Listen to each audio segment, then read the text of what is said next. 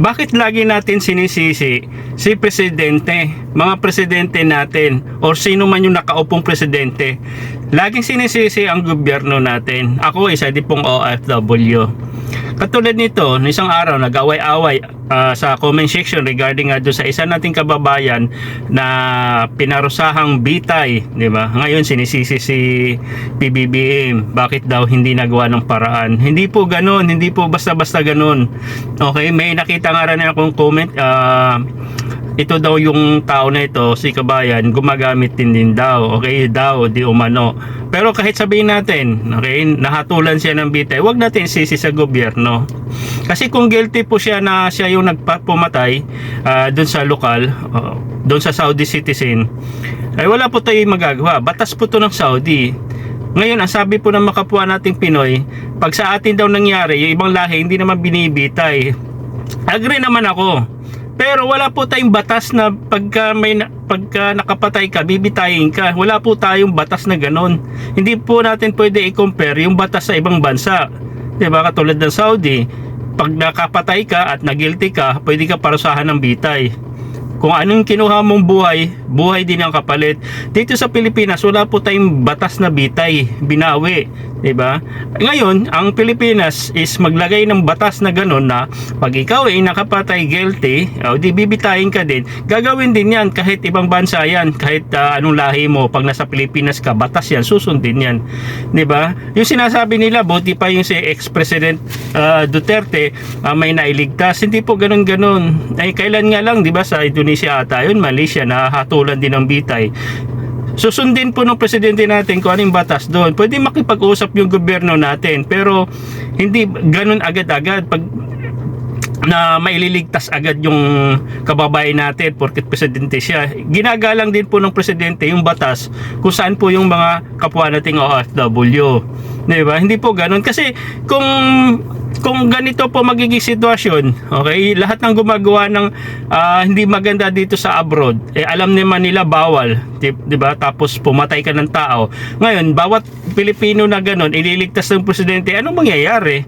Di dadami ang gagawa ng kalukuhan kasi may presidente tayong tagaligtas. Hindi po ganun. Isipin din po natin, no? Wala po tayo sa Pilipinas. Nagets nyo, sinisisi nyo lagi sa gobyerno, sa presidente. Sisihin natin yung sarili natin. Alam natin, di ba, na mali yung ginagawa natin. May iba dyan gumagamit kung nabawal na gamot, alam naman na bawal. Di ba? Magkapwa din natin ang mga Pilipino gumagawa ng hindi maganda. Ngayon sinisisi sa gobyerno. Isa pa yan, yung mga nagko-cross country, yung mga illegal recruiter dyan sa Dubai, kung saan man yung cross country na yan, hindi dumaan sa tamang proseso. Di ba? Tapos ngayon, pagka nagkakaproblema kayo, sisihin ang gobyerno. Ano ba naman kayo? Gumawa na lang kayo ng tama. Di ba? Magtrabaho kayo ng maayos. Hindi na kayong gagawa ng kalukuhan.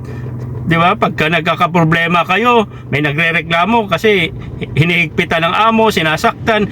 Hindi po kayo dumaan sa tamang proseso eh. Dumaan kayo sa mga illegal recruiter na yan o illegal agency na yan. Di ba? Bibigyan lang kayo ng cash assistance na magkano lang yan. Laptop, magkano lang laptop yan? Kung 300 real lang yan eh. Ang kapalit mo, ano? Di ba? Nasa airport pa lang, gagawan ka na ng video wala ka pang trabaho. Kaya kayo mag-ingat-ingat dyan sa mga cross country na yan, no?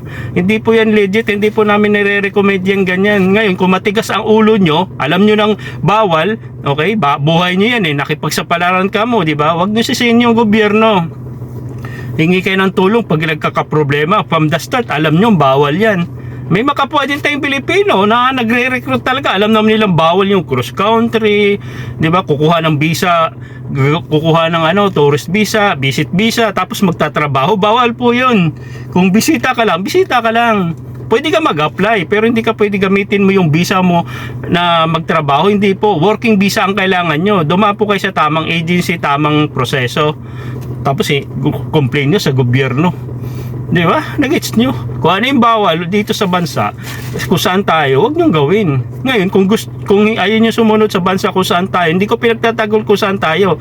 Lang tayo dito sa bansa kung saan tayo nagtatrabaho para kumita.